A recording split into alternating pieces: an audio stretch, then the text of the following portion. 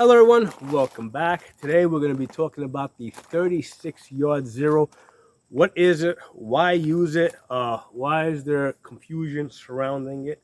And there is confusion, and the main reason for that is because some people will tell you that a 25-yard zero will give you a second zero at 300 yards, and then you have another group of people that will tell you that a 36-yard zero will give you a second zero at 300 yards. So how is it that both the 25 and 36-yard zero will give you a second zero at 300 yards?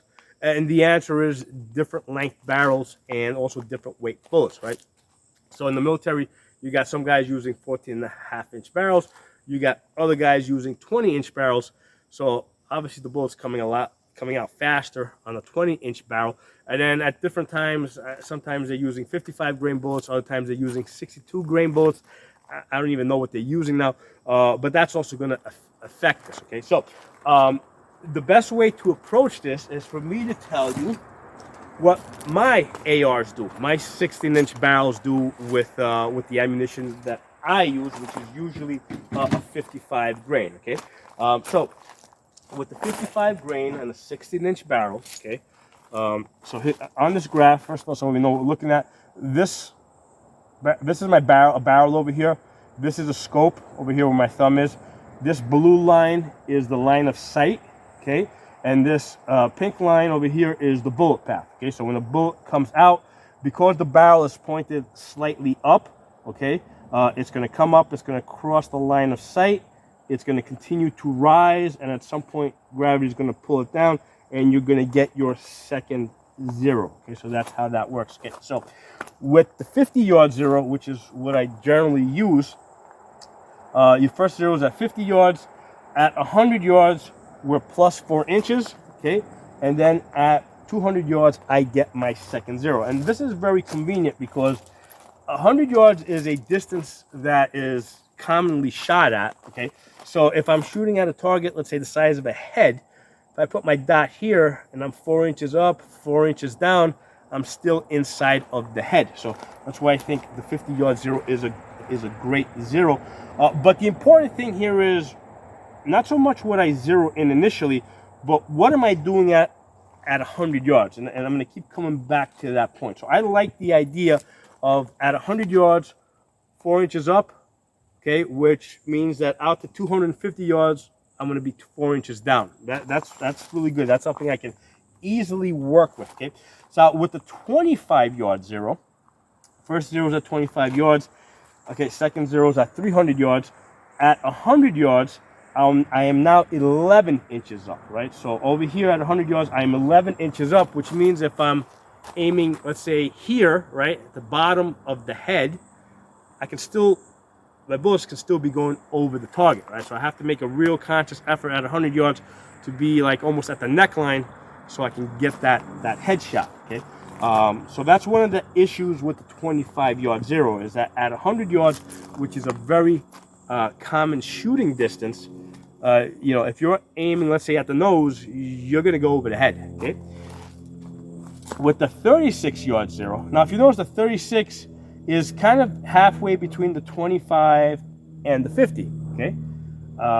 And that's something that's also going to work out here. So the 36 being halfway between the 25 and the 50 is going to yield a similar result downrange where your second zero is going to be halfway between the 200 and the 300. So your second zero on my guns is going to be at 250 yards. So a 36-yard zero on my 16-inch barrels with the 55-grain bullets give me a second zero at 250. So it's a 36, 250 zero. Now at the 100 yards, I'm 6 inches high. So that makes sense. That's kind of splitting the difference up with these other numbers over here, plus 4, plus 11, plus 6, right? We're splitting that difference.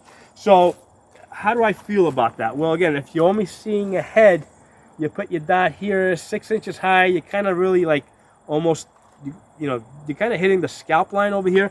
And again, that's the reason why I really prefer the 50-yard zero. But I think that kind of answers the question logically of what the 36-yard zero is, what you can expect from it, and you get, you know, what you can expect from it on the common ARs that are sold today.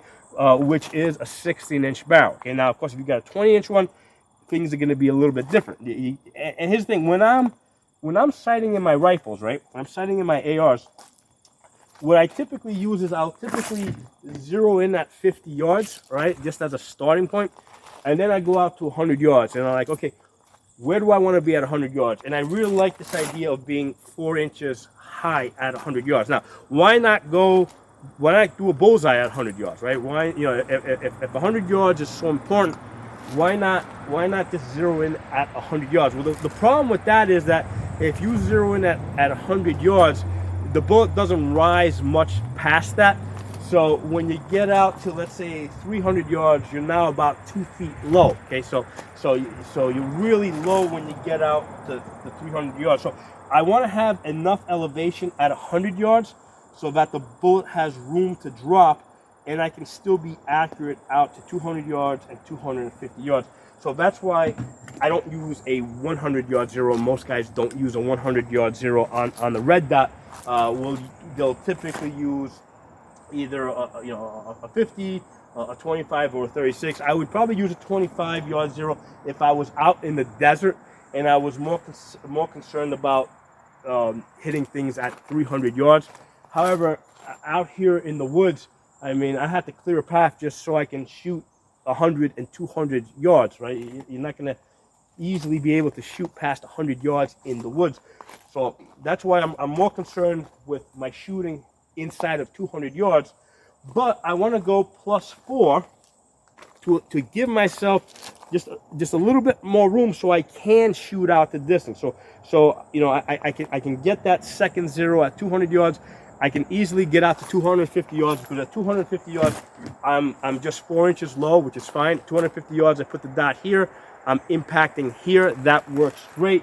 And then I know that if I'm going to be shooting at 300 yards with the 50-yard zero, I'm 10 inches low. So basically, I got to put it on the head in order to hit the chest area.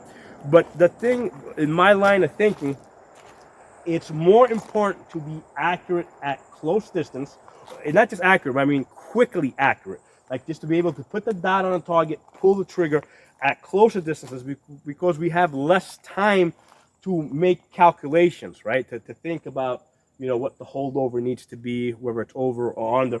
So at closer distances, I want to be able to make faster shots, okay?